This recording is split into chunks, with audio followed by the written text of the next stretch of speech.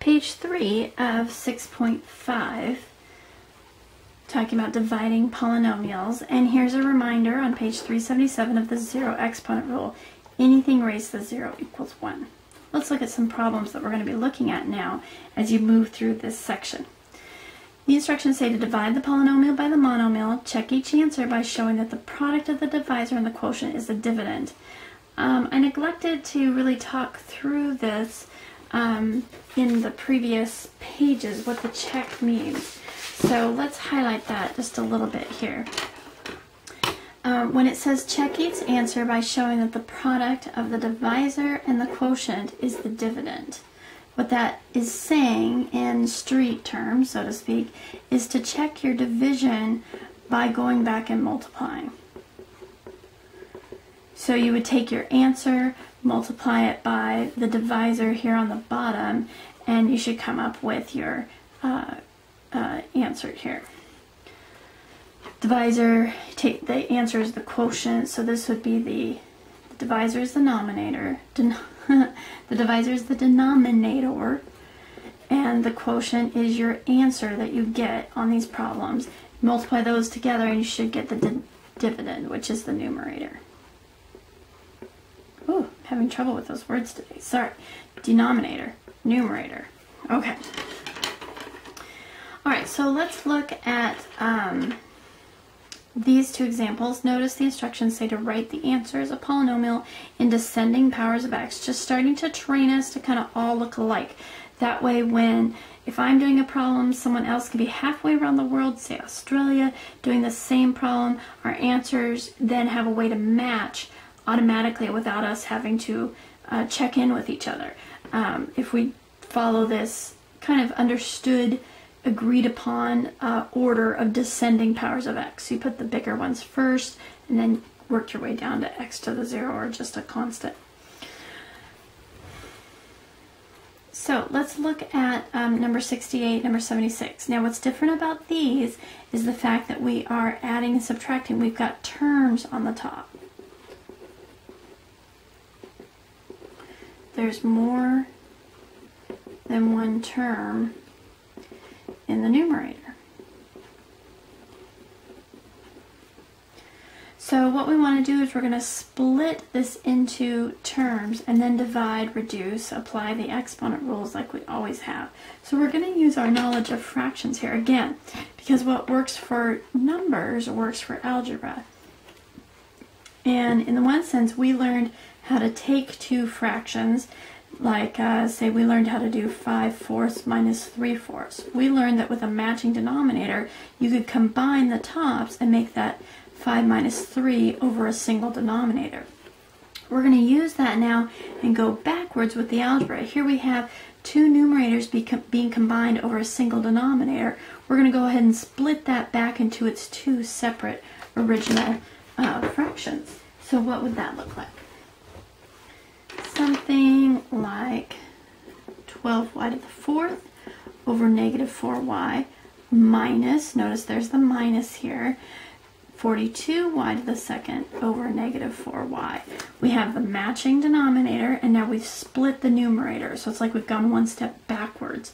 If we were using numbers, it'd be like taking a step backwards. In this case, it makes the problem, we're able to simplify it. Let's make one more note here. When you just see plain old y, what is that exponent? It's just a 1. And now let's go ahead and do the division and the reduction like we normally would. 12 divided by negative 4 is negative 3. Y to the 4th over y to the 1st is y to the 4 minus 1. Top exponent minus bottom exponent, or just y cubed. The minus comes down. 42 divided by negative 4, and that's going to be a negative. Let's see, does it go in even? It doesn't go in evenly, so we're just going to have to divide or simplify here. We're going to get 21 over 2 till it goes into both of those. Y squared minus y to the 1st is just going to be plain old y to the 1, or just y. And actually, I'm sorry, positive divided by negative here in this fraction is going to give you a negative. So it actually turns out to be subtracting a negative. That's going to be a positive. So I'm going to rewrite my final answer so it makes a little bit more sense here. negative 3y cubed plus, I've got subtracting a negative, that equals plus. And if you want to write that as 10.5, or you could leave it as 10.5, or you could just leave it as 21 over 2y. Let's try number 76 here. Starting to look bigger, more complicated. Just because it's longer, takes up more ink and space on the page, doesn't change how you're going to do the problem. Take a nice cleansing breath, realize we just have more than one term in the numerator. We're going to split it back out in terms of fractions. So we're going to go ahead and split into terms. So we're going to split the numerator into terms with the same denominator. Then divide each one.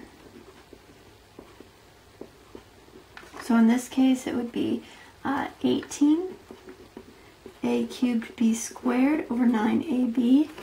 And I think I'll avoid that mess with the subtraction. I'll put a plus here and keep that negative applied to this term. Negative 9a squared b over 9ab plus a negative 27ab squared over 9ab. Now, did I have to do that with the negative? No.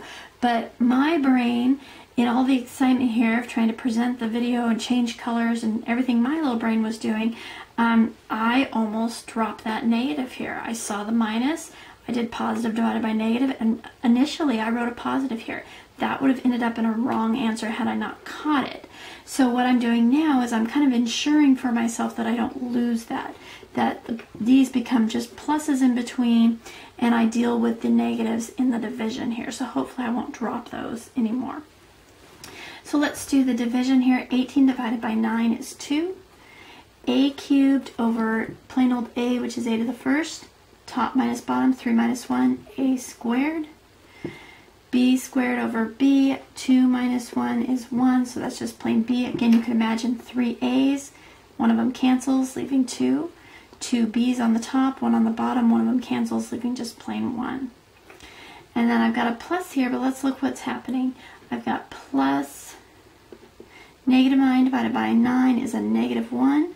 A squared over a, again it's 2 minus 1, top exponent minus the bottom exponent, that's a to the first, or just plain a.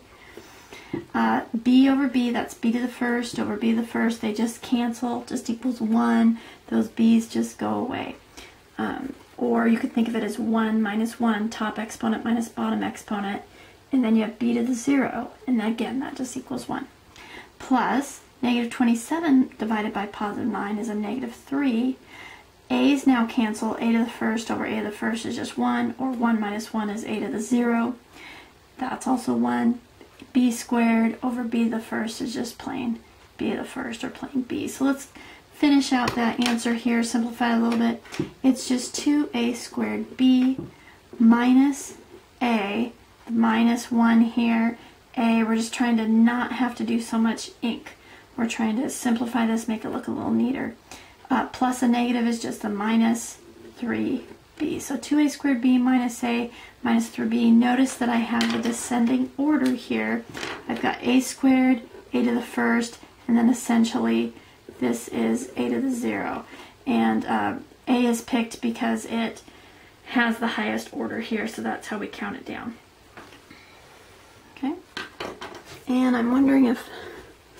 Oh, sorry about that. I'm just noticing that the video needed to be adjusted. So I'm going to bring that down here. We'll talk this through again.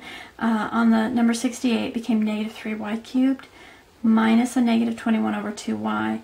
And that final version is negative 3y cubed plus 21 over 2y.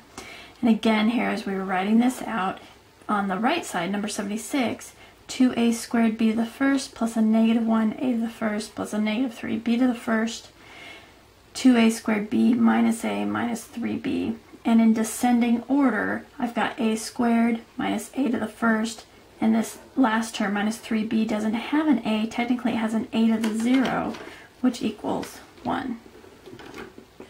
So that's why you don't see it there. But then you're in descending order. Again, I apologize for not adjusting the camera down as I work down through the page. I guess I was just getting too excited over the problem here. All right, so now we're at a tell question copy moment. We need to just talk it through either out loud to yourself or with somebody who you're working with, and tell them what you've learned here. What did you notice? Copy the notes, work the problems through, note any questions you might have. That's why we have our class time together, is to bring your questions so we can talk this through so you can really own it. And then try number 74 here. We'll pause the video, or you should pause the video for a moment, work that problem, come back and see how you did on the answer.